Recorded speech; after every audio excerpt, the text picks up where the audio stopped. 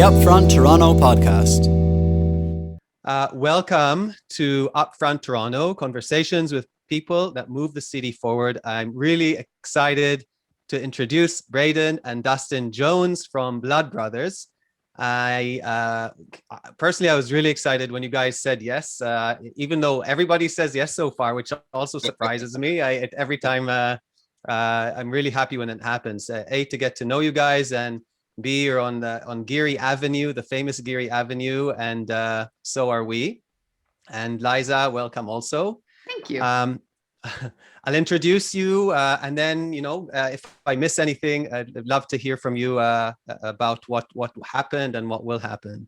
So you guys are brothers, which I have lots of questions about. I'm in business with both my brothers.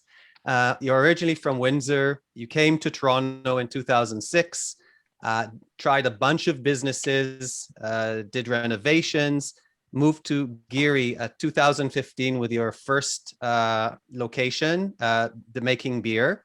And then in 2016, moved to the current location. I was actually surprised how recently you guys started. You're a fairly new business, and in comparison to your success, which is wonderful. You have a new facility coming soon. You're in the LCBO with one of your beers. And even also very exciting is Mama Foco Kitchen is working out of the Geary kitchen. So much happening.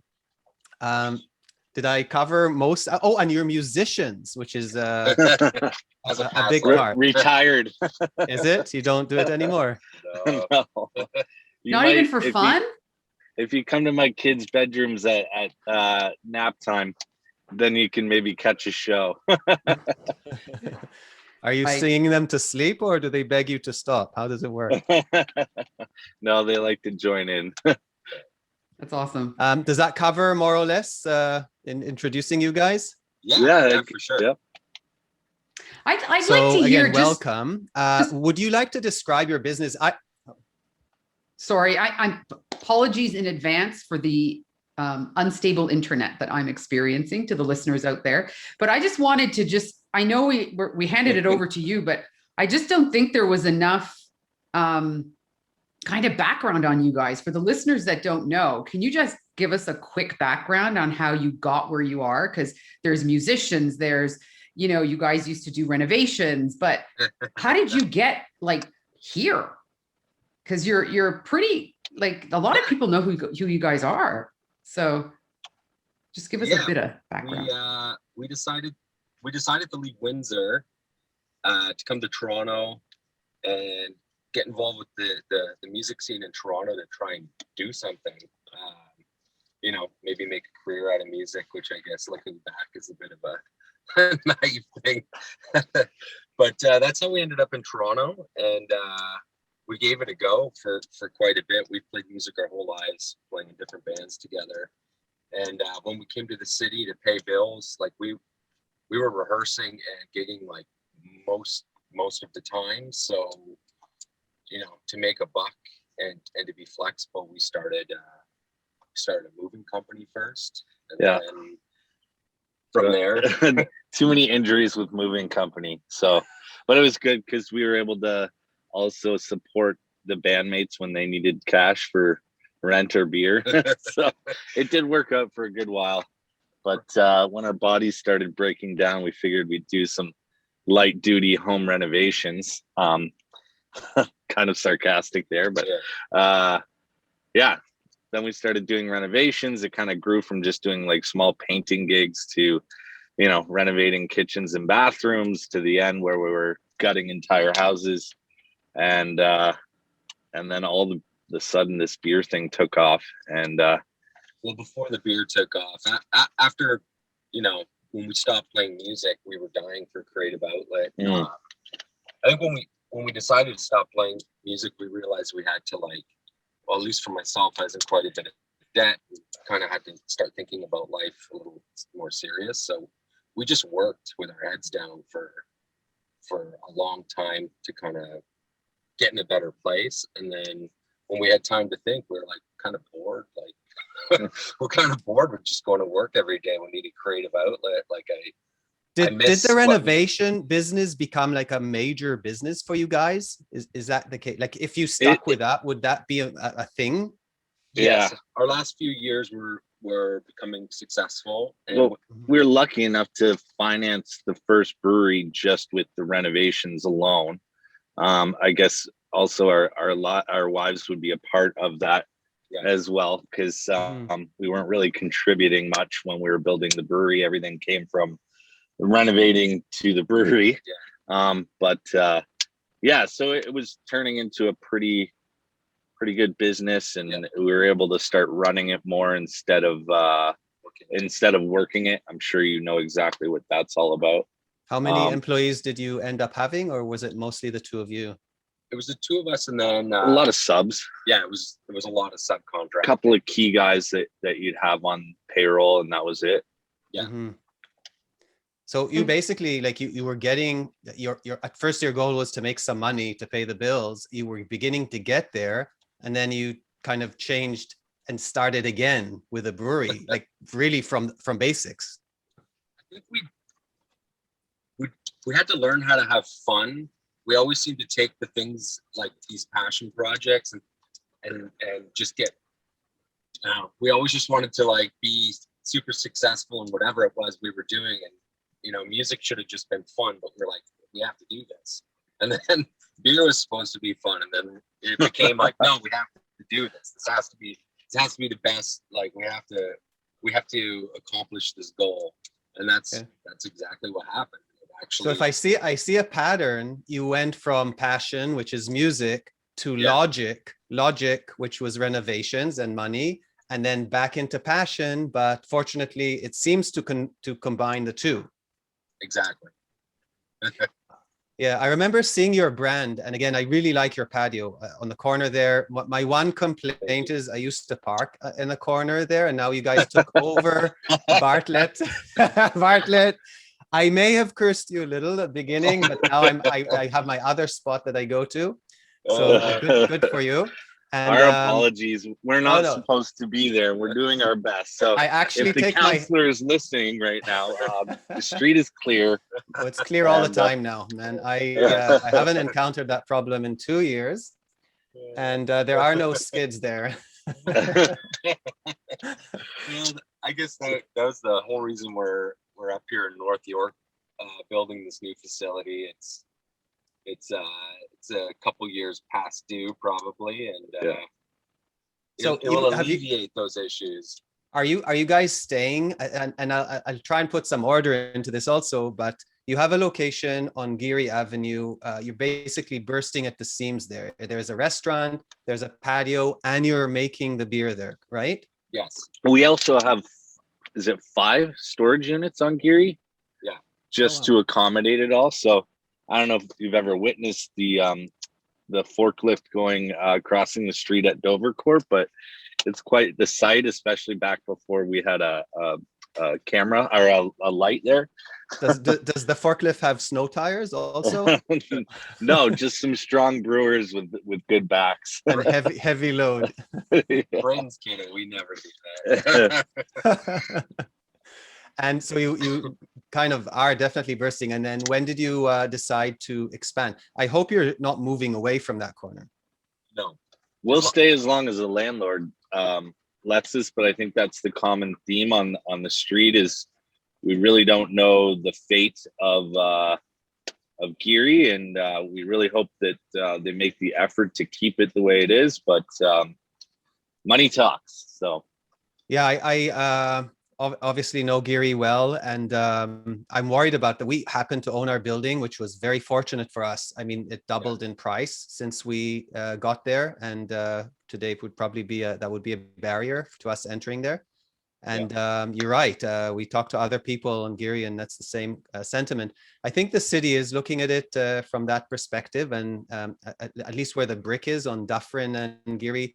Originally, we thought condos will go there, but they're not allowing high buildings and also not saturated. And they are promoting this whole artisanal kind of street and art. So yeah, fingers crossed that stays, because it could go to the shit if you guys go, God forbid, or other special people. yeah, we'll stay as long as we can, and it definitely is a place for us. You know, it's where our business started. We'd love to always have a spot on Geary, you know, until we're done. But yeah, it's tough to secure long-term lease right now, especially for manufacturing mix. Like, I don't think anybody in manufacturing can sign a 5-year and expect to get return on that, especially with the capital investment a brewery is. It's a So difficult thing. yeah, I'm looking at, so your patio is wonderful. I love getting, I've a few times already got drunk there on a Sunday afternoon, and it wasn't intentional. It's the best, you know, I ride my bike to work sometimes, or to Parallel, and then stop at your place, call a friend, and then whoever is available will join me, and bam, like 2 hours later, it's like, Whoops. should I walk home? And I usually don't, but and so seeing your brand, it's a different kind of brand. It's like, it does seem like two brothers kind of are shaking hands and are together forever. And who came up with that branding? It was so we work with a good friend of ours who just started her own agency with a partner, Hard Work Club, and she was just doing it freelance back when we started, but she kind of came to us with, I don't know, 30 different logos. And, and our close group of friends started throwing ideas, and yeah, we picked that from like a list of probably 20 to 30. I'd say over that. Yeah. By the end of it, it was you know, everything you read on picking your name to how you brand it is just so important, but you got to do it before you even see the success or where it goes. You know what I mean? Like, it was tough. Yeah. So seeing the visual and putting that to the name, for us. So you had the name Blood Brothers was agreed upon, and then you went with a branding and logo. Yeah. Yeah. And but the two of you agreed on it. Yes. Yeah. I don't think we had much discussion. I think we were both pretty set on it. Yeah, I think once we were kind of given the final few ideas, the one just made all the sense to us. It had the vibe that we were kind of going for, and it was in this kind of a literal sort of sense, you know, with the hand and the blood on the hand, and you know, it was good to us. We felt right. Yeah. I the first time I saw it, I was like, who has a logo with blood coming out of it? And like, and it has an occultness to it. There was like there's kind of mysticism, which at first baffled me, but it works so well. It just, you almost I wanted to associate with it somehow. And so I think it worked very well.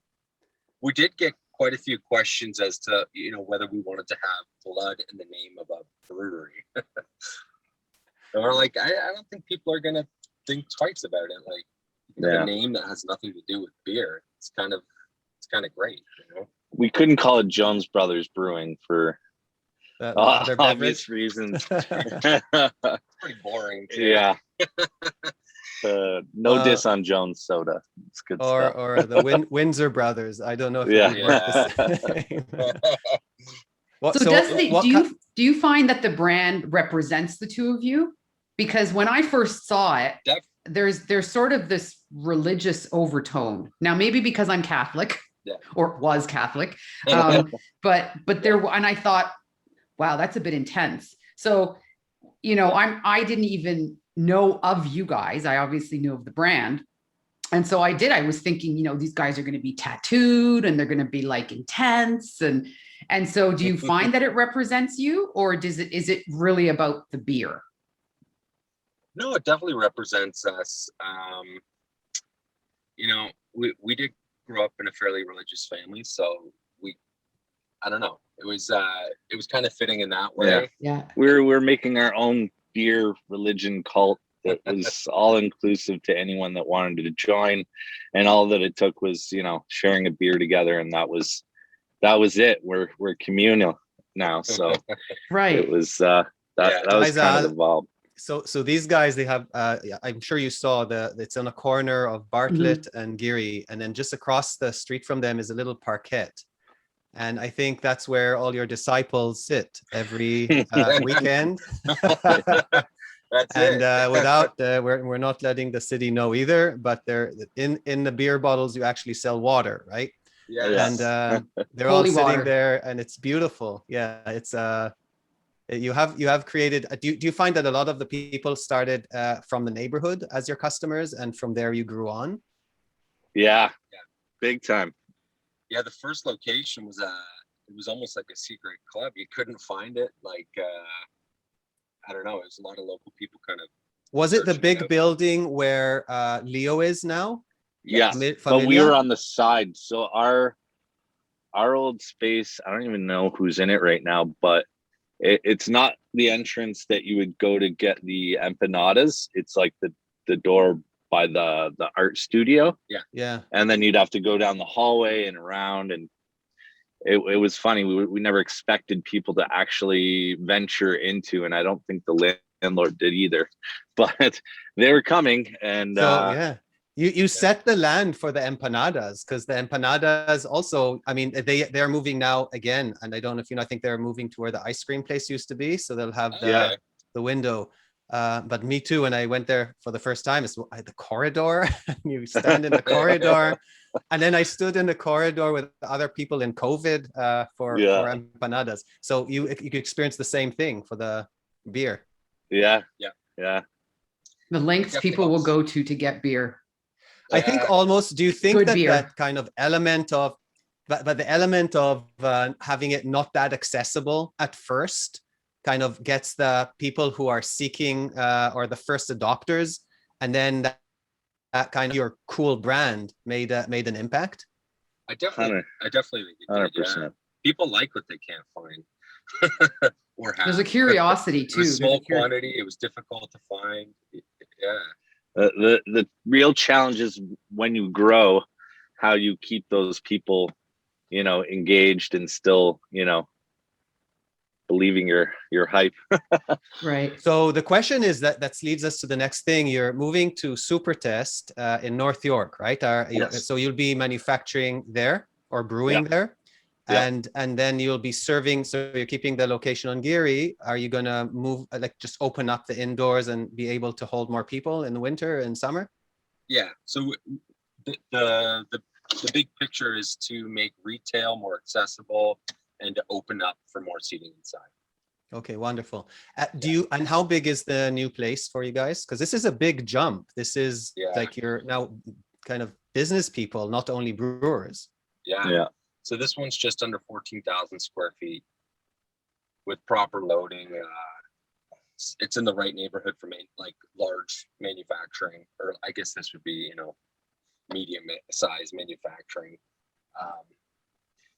So with at the growth that we had on Geary, Geary's more set up for small manufacturing, and we needed to move out to have the right facilities. So do you feel like, so just one more question, Eliza. So growing businesses is an interesting process. And a lot of times the skill set you have at the beginning, you need to adapt as you grow. And right now you have the Geary Avenue where people come and buy from you. And now you're finding a new location or moving to a new location, and B, also beginning to sell wholesale to LCBO. Are you guys feeling comfortable with that? Do you feel, were there any corners you had to cut in quality or in how you do in order to make that jump? No, getting into the LCBO, we still stayed true to like the product, never changed going to the LC. There's not an ingredient that's missing. Our price is on the higher end for the LCBO, and it was something that we agreed, we feel that the product's quite a bit different than the majority of things that are in the LCBO, and we were just hoping, once people try it, they'll see, they'll see the reason for the difference in price and taste the quality of the product. I take my hat off to you, by the way, for that, because when we grew, and we grew a few times, the price increase, I didn't sleep for weeks whenever I had to go through, and I didn't want to compromise quality. And also within bread, you have shorter shelf life. So you're going against products that have a 2-3 week shelf life, and we were like 7 days. And it's like, oh my God, like they're not going to buy us. It's going to mold on their shelf, blah, blah, blah.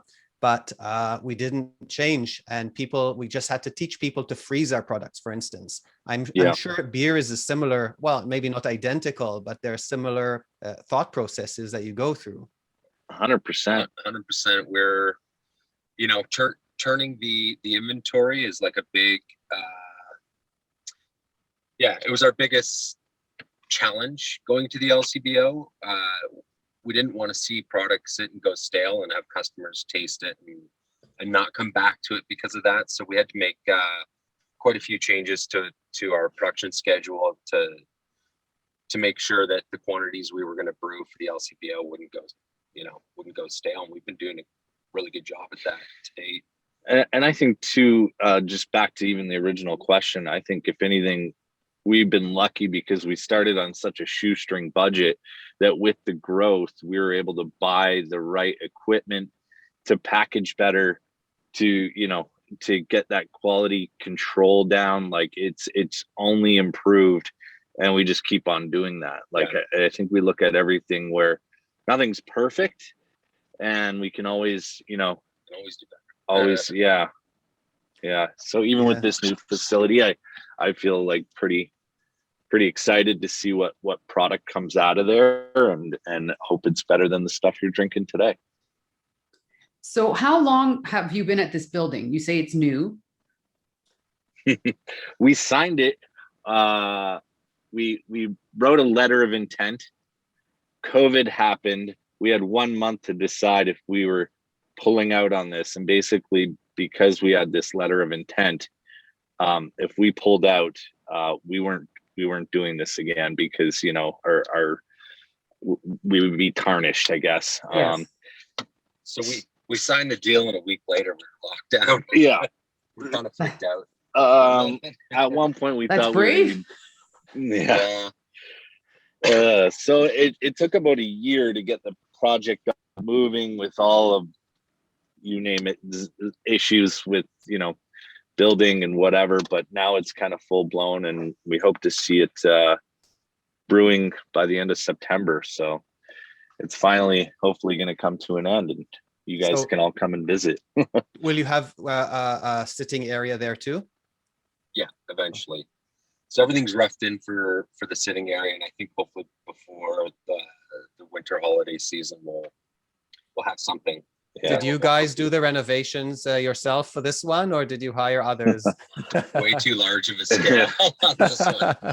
We hired the best trades that we could, and we're general contracting the project. So It's good to have the background then.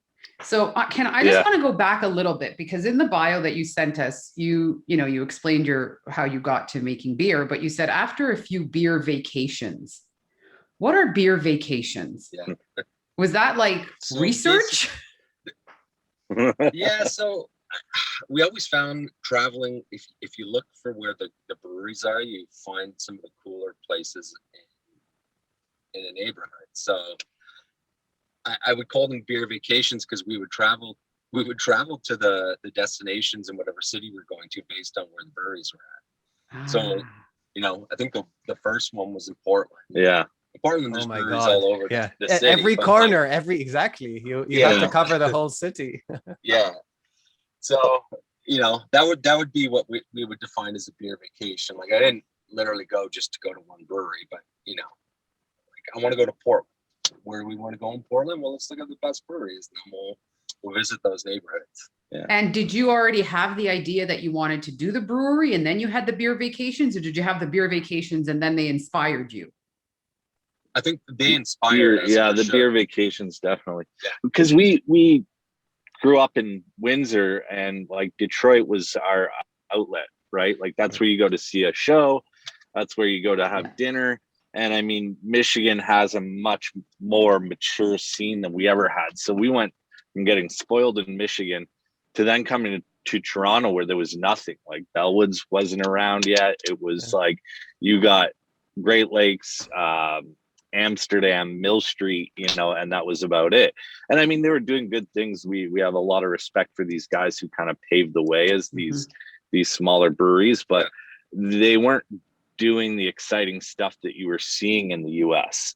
That's so exciting. I never usually hear it that Toronto is there first before American cities. But Yeah. this is it's so interesting to hear. Yeah, craft beer in the U.S. was quite a Canada at that time, for sure. It was nice researching to see if we even wanted to do this, because we almost felt like we were 10 years behind. So we were reading articles of, the successes and the woes of the US 10 years ago. And that's what we're going to deal with, in due time. And I mean, most of it has come true. You see people trying to open these things just to get rich, and they don't last long, because it is very much, you have to have a passion for it. It's not get rich quick. So what did you, what made you go to sour beers? That's your specialty, right? And yeah, when we first started, the focus was on sour and funky beers, and it was first we enjoyed the products, we enjoyed the it was a whole different process. It was a new world at that time, getting into it, and there wasn't a lot in the market in Toronto. Was there any? Because I couldn't, like, wasn't a sour beer drinker until you guys came to the market. I think that Indie Ale House and Bellwoods, they were doing sours. I mean, another thing that we forget to mention, we love IPAs, but we couldn't really brew them properly with the original equipment that we got. we were working on old dairy tanks with open top fermenters. So sours was a style that we could do decent with the equipment that we had. And we just had to. Because of this interview, I dug in, and I know bread fairly well. I've been doing it for over 20 years. And I went and read about sours. Like, there is such a parallel between sourdough and beers. So I was looking, and so you're looking, and maybe correct me if I'm wrong, but there's the wild yeast that you can use. There's bacteria that you can use, and then open fermentation, which I think connects with what you just said, of having open and just air, and then the yeast, the natural yeast in the air that will go into the brew. With dough, it's exactly the same way. And then with dough also, every season, and I'm really curious to hear if it happens for sours, every season of the year, you have to change things. If it's because of humidity, dryness, everything in the air changes.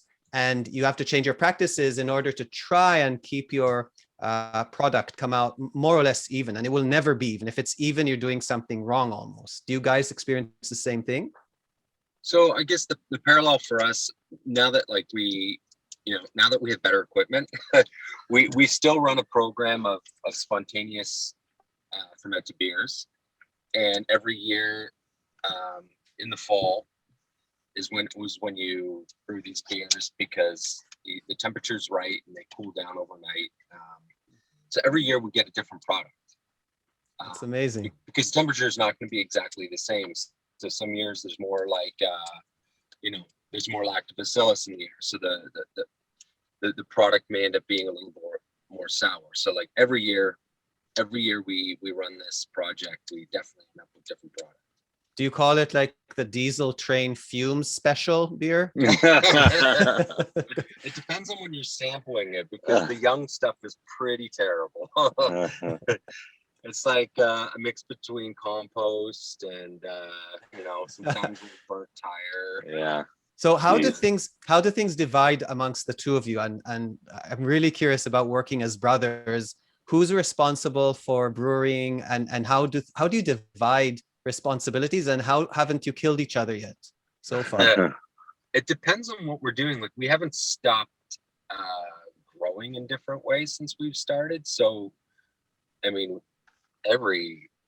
this project's taken a while. So for instance, this project was starting. I had been more involved with the recipe development and brewing side of things. So for this project, we decided Brayden would do most, like 99.9% of general contracting on this project. So we split roles that way. But when this is done, we'll have to sit down again and figure out who's doing what next. So yeah, it just depends. Like, maybe when we see more of a steady, if we stop growing, if we see more of like a steady plane ahead of us, we'll have more defined roles. But at this moment, they're ever changing roles all the time. But you seem to be working well one with another. Or have you had any, like, can you describe like the biggest challenge you ever had working with each other, if you're willing to go there? We've learned to fight over the years. That's the biggest thing that helps us. So we can get pretty pissed off at each other and then just come back the next day and squash it without having to really talk about it too much. I mean, I think that's helped us get through. Yeah. Yeah. So and what is it that charges that argument? Like, what is it? Yeah, what is that? Maybe just like there's certain things that are hard to come to an outcome on, and it's not that we disagree with each other. We're just kind of frustrated at the fact we can't make a decision. Is there a right answer, a wrong answer? And we always try to think of what's best for the business, for our staff, for our customers. You know, we take all that very seriously. And so one of us is always playing devil's advocate to really try and think through things, and it sometimes creates an argument. Sure. So it's the worry that you have the right outcome for the business. That's what drives the issues. Exactly. You know, my brother Liza and I used to work together, and I think she can testify. We're very opposites, my brother and I. Not Aaron at the Parallel, but at the bakery. And I agree with you, like being able to let things out is so important. And we sometimes at the beginning, we'd close the door as if that would help people not hear our disagreement. But then the next day, we were okay with each other. I mean, it took time to train and define areas of responsibility very, very clearly. So all those kind of helped. But it definitely wasn't easy. And then we have Friday night dinners together, the whole entire family of our father, our brothers, kids, etc. And that was no business zone. And I think those Friday night dinners for us, kind of, you put everything aside, you remember family is the most important thing. Yeah. And then that keeps kind of things in perspective, and knowing that family comes before business. Yeah. So how do your families play into it? Because you have families. Are they involved in the business? Or are you on your own with it? My wife helps with some social media. I mean, both of our wives supported this idea to get started. So they're definitely involved in that way. Right. But as far as like working day to day, that would be the extent of kind of involvement right now. Okay. And you started in the back of your homes. When did you know that we need to do something with this? We need to expand. We need to try this. We need to, get a proper business going. I think there was a number of things.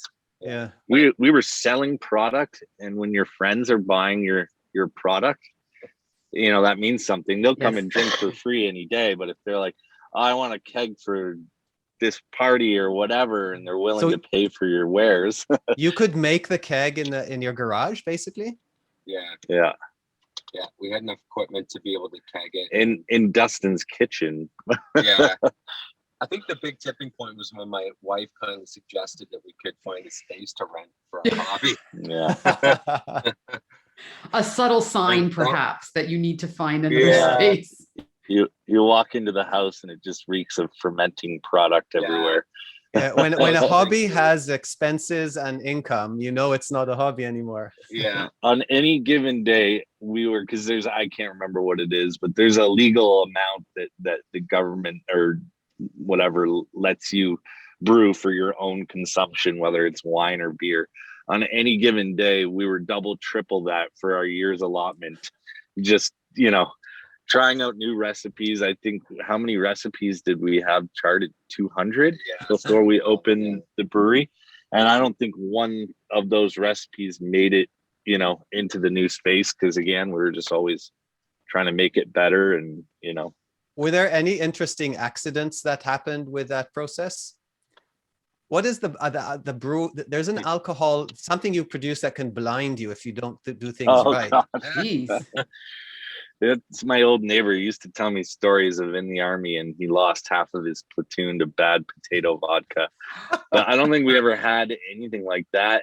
If it was an undrinkable beer, possibly, but it wouldn't kill you. It would just be too gross to even want to drink. Yeah. Mhm. And sour beers, you can go a little nuts on that, but you just get beer vinegar, so again, something you don't want to be drinking, but So I have, nothing poisonous. based on our conversation, I already have two business ideas for you guys. One is the beer vinegar salad dressing, and Okay. second is beer vacations, because uh, they're getting more and more. Well, we haven't done a beer vacation since, what was it, Vermont? Yeah. Was the last one, and that was work as well. But yeah, I mean, it seems like it's a thing now. You can get like bus tours and all kinds of stuff. So okay, it's that was pretty a bad cool. idea. Yeah, No, it's a great idea. it's We're being just a done. little behind the game on it. Every city's kind of got their map of their brewing districts. And do you find that you are a destination for beer? Do people come specifically to seek you out? Yeah, when Brayden and I were more in the front of house, being able to hear what people had to say, there was definitely people passing through either for vacation or on, like business people flying through Toronto. People would say like, yeah, this is one of my stops while passing through, or this was on my list of breweries. I have the pleasure of answering all of our info at Blood Brothers this week. So if anyone wants to send a message, it's me replying. But it's just kind of neat to get these messages in from our neighbors in Buffalo, and they're just like, when are we going to be able to come back? And they just miss all the releases that we put out, and it's like here one week and gone the next, and who knows if you'll get to ever try it again. So definitely feels like there is some destination vibes there. Yeah, no, it seems that way, because if you were that hard to find at the beginning and people found you, word of mouth obviously helped, and now people are curious. There's a curiosity there. So when I think also, go ahead. Go ahead. No, No, when you're just the creating the Geary Street also helps that we're above the train tracks. It's not part of the city, but it's very close to the city. There is that special and unique feeling to it. And back to you, Leza. Well, no, I was just curious about when you create a beer, because you had mentioned the young beer isn't quite as good. Do you know if it's going to be good, or do you have to just kind of ride it out and hope that it's going to work? How does that work? When I was talking about young beer, I was specifically talking about in spontaneous fermentation. Okay. So in spontaneous fermentation, you get all the bacteria and all the bugs that you want in it, but you also get a lot of unpleasant things. And then over time, for spontaneous, there's quite a bit you end up throwing out because it doesn't come to fruition like it. Well, what are we on? We're on 3 years now, right? Yeah, so we have barrels that are 3 years old that are still like kind of developing, and you blend, and you can have beer like 3-year-old beer. I didn't know that. Yeah. Especially with spontaneous, because it tastes like compost, and then a year later, compost transforms into pineapple. Oh wow! Some sort of tropical fruit, or like funkin' leather, or definitely goes through a transformation phase. And does it have a window of being good until it transforms to something else? Yeah. So once it's even after it's bottle conditioned and sealed and good for consumption, you can still store that for a couple years and it'll transform. But the people who are really into beer, who have held stuff for 4 and 5 years, will definitely understand, like, this is great to hold for 2 years. Anything past these flavor profiles fall out. I didn't enjoy it as much. It's kind of a learning process, even like wine, right? Like there's a tipping point. You hold on to something for too long and it's not what you wanted it to be. Yeah. So you're into beer. You are where you're at. What did you guys want to be when you grew up? Like, how did you? I mean, we know how you got here, but what were your childhood dreams and aspirations? I guess music. Right. I originally wanted to go to university for music and arts, and that didn't happen. Okay. So yeah, it was, we were really, really, we had we had a big interest in music.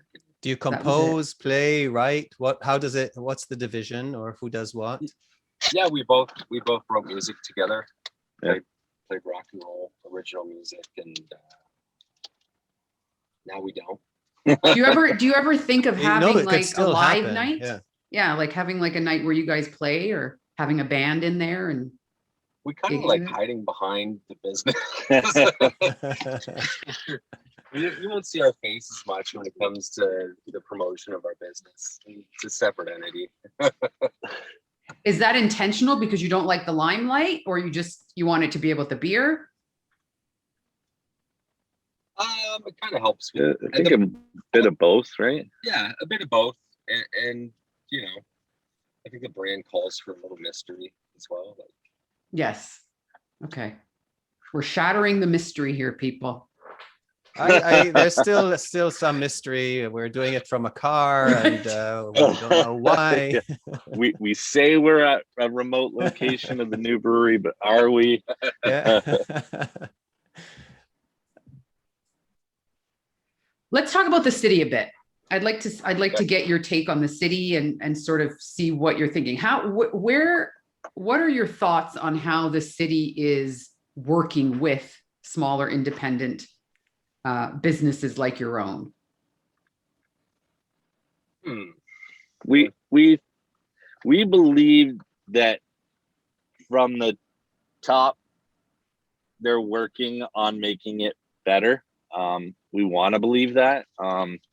Toronto's a very expensive city, so to have to go through some of the hoops that we've had to in the past, like I couldn't imagine doing the project we're doing now 6 years ago. But you know, we have a couple of counselors now that we have 2 locations that have really stepped up to the plate. But there was a lot to deal with until we had to go to the top to finally get those answers. yeah, I would definitely say our counselors have always been super supportive of what we're doing. It just came down to, you know, permitting and you know, zoning that were always difficult because the city tends to not speak to each other on certain things. Yes, we've heard that numerous times. There's a theme there for sure. Yeah, Now, do you think yeah. that was because you're dealing with alcohol, or do you think that's just across the board? I think it's a bit of both. Breweries are definitely they're their own beast because nobody really knows what to do with them. Like when it comes to building and zoning. Well, you go to a certain location where, okay, we've already got 20 or 30 breweries in this area. So we kind of know what we're doing now. Whereas, you know, we're out in North York and we couldn't find a brewery that we could use as an example. So try talking to an inspector about, you know, the flammability of beer. It's like they don't know. So it's where do we find the information? And it was a real challenge with this one. And I think also because we went against all of our regular practices and tried to do it legit instead of asking for forgiveness later. And Good for you. Maybe it was a mistake this time to try to do it legit, but we knew it was a huge project and we didn't want to, at the end of the day, make some very expensive mistakes. But yeah, I mean, on Geary Street, I'm glad that we did it the way that we did. When they found out that we didn't do everything the way they wanted, they didn't just shut us down and throw the book at us. They worked with us, but it took a long time. So, I mean, for somebody who wants to wait until they get the zoning or wait until, you know, they get the approval, it's a long process, and, you know, you're paying rent that entire time. So when you did things like, I so hear you with doing, and then kind of riding that gray line where it's not, you were not told not to, you know, you shouldn't, but you did it. And then did you lose any sleep during those uncertain times? The first project, no, because, you know, the investment into it was nothing close to what this larger scale project is. Mm-hmm. And I think that's why we both decided on this one. We're like, we can't go full cowboy on this project. Yeah. You know, like we have to, everything's got to be done right on this, because we've got to, you know, we could be here for 25 years. So like, Yeah. we don't. So we don't you guys are from Windsor and you came to Toronto. And do you consider Toronto? I have a couple of questions. Do you consider Toronto your home now? And Yes. where did you land in Toronto? And what's your neighborhood? And it may be an obvious question or not. I don't know. Where do you guys live? So Toronto definitely is home now. Yeah. And I live just north of the Parkdale boundary, across from like the McCormick Park area. And then I'm just a bit further north, closer to Bloor. We're very, what is it, a 10-minute walk from each other, but yeah, in different. I'm a Bloordale guy and he's a Parkdale guy. Oh, you could visit each other. They're Yeah. same but different kind of areas, right? Yeah. When we came to Toronto, we landed at Queen and Manning. Yeah, Queen and Manning. Yeah, so not far, but Yeah. definitely a different neighborhood vibe. Are you going to move to North York now, or is that out of the question? Not in the plan. No, Without we'll dissing commute North every York. day. Although some days when you're sitting on Eglinton, you're just like, maybe I should just get a little place up here instead of sitting in traffic for as long as I am.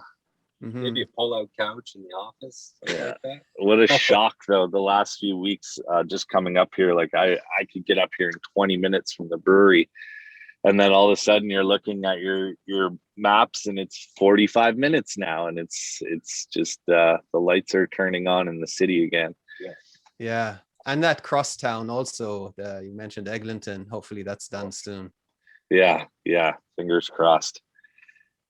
So within the city, like, what's your favorite park? Do you guys have time to go out and explore? We take weekends to make sure that we get that family time in. Yeah. It's important to us because we had parents that worked all the time, so we wanted to make sure that we gave our kids the time they need. So for me, it's High Park. With my kids. I Nice. stick close to home. We spend a lot of time in Parkdale area. We have the park across the street from us too. So for my daughter, it's a good spot. Do you have favorite restaurants? Is it neighborhood derived? Do you go out of your neighborhoods to eat, or Yeah, we'll definitely explore. It's been quite a while since we've been able to do any course. exploring. Yeah. But I definitely couldn't say we have favorites, because before COVID we had almost around 300 accounts we dealt with, so I can't pick any favorites. But I mean, definitely have our favorite local go-to spots. Super proud of the city too, as you bring up restaurants. I mean, we moved here back in, what was it, 2006? Is that what we put? What did we tell you? What have we told you guys? you told But us just to- 2006? So just Yeah. ask me. I was But just rehearsing to- this since yesterday. the just to see the culinary scene like thrive from, moving here in 2006 to now. There's so many places that you're proud of, and I don't know, it's been neat watching that all kind of evolve, and especially now being in the beer business and being so close to them. Without them, we just witnessed a year and a half of having very little to no restaurants buying your product. But I mean, it's good. We wanted to keep away from COVID, but did COVID do you good or bad, or what's your take on that, business wise? We've never worked harder. Yeah. So the business it's been growing since we opened. So we still continued to have growth through COVID. It really pushed the limits of how we run business now. We literally sat down every Monday to decide how we were running our business. That was kind of the vibe throughout COVID, because even all the different lockdowns and everything just affected staffing. We were ready for the home delivery thing. We'd been testing these ideas out before COVID hit, so we were lucky that way. We'd already had our website built out. We already had our own driving team. So when COVID hit, we were able to flip pretty quick on that. But then they would change the lockdown situation, and people would start coming to retail more, and you'd have to shift your staff that way. So it's difficult. There was no complaining. It was just, like, it was a real test to how well you could run your business. Well, you grew, which you did things right and evaluated things in real time, because you lost all your restaurants, but then you had your deliveries. So it kind of you were ready for it, even though you didn't know you're ready for it, right? Yeah. So what would be your, and we're getting towards the hour here. What would what would your advice be for a business advice for anyone starting a business, maybe within your realm or not, but in order to succeed, what would you tell people? Definitely don't become complacent. Like, if you're seeing success, it doesn't mean you've reached your spot. You always have to be exploring what your competitors are doing or people out of your market are doing, to make sure that you're developing and growing your business, because you can get stale pretty fast and left behind. That's one of the biggest things we've definitely seen. Yeah. And who are one of your favorite competitors? It's hard not to throw Bellwoods up there. They've we have all these larger kind of microbreweries who paved the way for us smaller guys. But Bellwoods definitely was the first smaller micro. Their first format was a brew pub, and they kind of put Toronto's scene on the international map for brewing. So it's hard not to give them a shout out. So before we go to quickfire, you seem to be a very community-based brewery. You have a loyal following, and people come from far to see you guys. When it comes to charities, do you have a charity that you support in the city, or that's close to your heart? That's an interesting question. When we first opened, it was like an overwhelming amount of charity requests when we first opened the business, and it took us a while to figure out, like, where do we want to put our money when it comes to this. So we kind of came up with a strategy that, like, every month we would do up to 4 smaller charity donations. 2 of them will be based on community and arts. 2 would be based on more people in need. So monthly we'll do that, and then every quarter we'll make a larger donation to a different charity, because things are always changing. And I guess for us, we didn't really, putting all of our money into one charity didn't make sense at the moment. So I don't know what some of the examples, I guess, like last month for like Pride Month, it was collaboration with Nick. Yeah, so that was a neat one, because both breweries did the same. Is it the same recipe? No, we picked the same hops that we were going to use, and then created our own recipes for the same style of beer. And so they sold theirs, we sold ours, and then you could come into each brewery and buy a mixed pack of both. Oh, cool. And then we took proceeds and donated that to Over the Rainbow. But every time, sorry, that was the beer's name, Over the Rainbow. But I think the neat thing is like always trying to think of like different creative ways to raise that money and donate. And that was one of the latest ones we've done. And then some of the monthly ones we did Uplift Kitchen. And those could come in the way of people reaching out and asking for things for silent donations or whatever. But we're always changing it up, and that's kind of how we're doing it now. So for a favorite cherry, I don't. No, that's that you give it a lot of thought, and you have a formula. That's fantastic. Yeah. That's how we're doing it now. I'm sure you have a lot of individuals seeking personal donations of product. Yeah, we don't do donations for Stag and Does. It's more for people that need it. Okay. I just want to jump back a quick sec, because creativity has come up quite a bit. So when you were in the construction business and I think you said you were bored, and how did that show itself? How did you know we're not being creative enough here? You're bored with whatever it is that you were doing? I think it's when the drive to like make the money and take care of the shit that we left behind. When after playing music, we left so many things behind, as far as like keeping up on bills and debts and whatever. So when the drive was done, the things were paid off. We felt comfortable where we were at. You take a breath and kind of figure out what we actually started our quest for creativity after music and you know, kind of getting the business. I wouldn't say it ever coasted, but it was food pop-ups. We were doing just food pop-ups at farmers markets with a good friend of ours, and that was, you know, what started it. And then like from there, we're like, we need more of this. Yeah. Right. So You knew that's what gave you meaning. Yeah, I don't know if that answered the question or not, though. I think Yeah, no, you did. Okay, shall we go to the rapid fire? We've never done this with two people, right? So this is going to be very interesting. we'll go back and forth.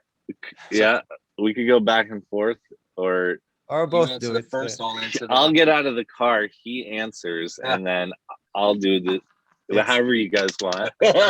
Do you know your brother game? Right? Yeah. You'll answer each other's. Yeah. Cool. Okay, well, I'll just ask the questions and you guys be creative in how you want to respond, because creativity seems to be a running streak. Okay, so coffee or tea? Coffee. Yeah, coffee. In agreement. Dark or milk chocolate? Dark. No. Oh, differences. Beer, wine, or whiskey? Beer. Yeah. Beer, wine, and whiskey. Yeah. That seems a bit redundant. The next product. It's Breakfast, lunch, or dinner? Dinner. Home cooked meal or takeout? Okay. Same. City or countryside? Countryside. Yeah. Favorite season? Summer. I would go the springs and falls, but like when the temperatures are nice enough that some days you can still go to the beach, you know? Yeah. Yeah. A little bit of everything then. Yeah, you got it. Yeah. Night out or stay home? Right now, night out. That is the general answer right now. Are you morning people or night owls? Morning. Yeah, morning, definitely. Morning? Yeah. Yeah, right. Okay. Bath or shower? Shower. When you're entering a swimming pool, do you tiptoe in or do you jump in? Head first. Head Yeah. first. No. Bravo. I would say if it's gonna be cold, jump in. If it's nice and warm and tepid, I'll, you know, just ease myself in there. All right. Cat or dog Always. person? Dog. Dogs. Books or Netflix? Netflix. I wish I Oh. could read more. Phone. Well, it sounds like you don't have a lot of time for it. So, but you do have a lot of time when you're driving to listen or watch. Oh, we lost him for a sec. There we go. Back. Here you go. The drama of it all. Phone calls or texts? Phone call. Yeah. Old school. Old school. And I don't have to ask this, but I'm going to ask anyway. Music or podcasts? Music. Lately, it's been podcasts. Just a lot of driving. So Right. So you're not cranking the tunes? I do, but I don't know. I find the time passes a little bit quicker when you're focused on a story that, you know, your podcasts are almost too long to get the whole thing in my 45-minute drive, but it's nice. Yeah. You go, oh man, I'm already home. Right, right. Well, now that you go to the suburbs every day, Yeah, so- good move there, eh? usually it's the other way around. The I work is know. downtown. And Yeah. so guys, I want to really thank you for joining us, this kind of renovators, musician, brewer in the car session. And you have a new facility on Supertest, the new beer in LCBO, and the Momofuku kitchen. Is there anything else you want to promote and tell our listeners? I think that wraps it up. Yeah. Yeah. Unless Yeah. you got something I don't know about. No, I no recommend surprises. anybody who hasn't checked out the patio around in the corner on Geary is warmly recommended. I still haven't tried the Momofuku food there just because I eat at Parallel and then come over. But Definitely warmly recommend that. Thank you so much for Yeah, joining thanks us. for having us. Thank you. It's been a pleasure, guys. So interesting to hear the Yes. story. Thank Yeah, you so thanks. much. Thanks, guys. Okay. Thank you. All right. Bye. Be well.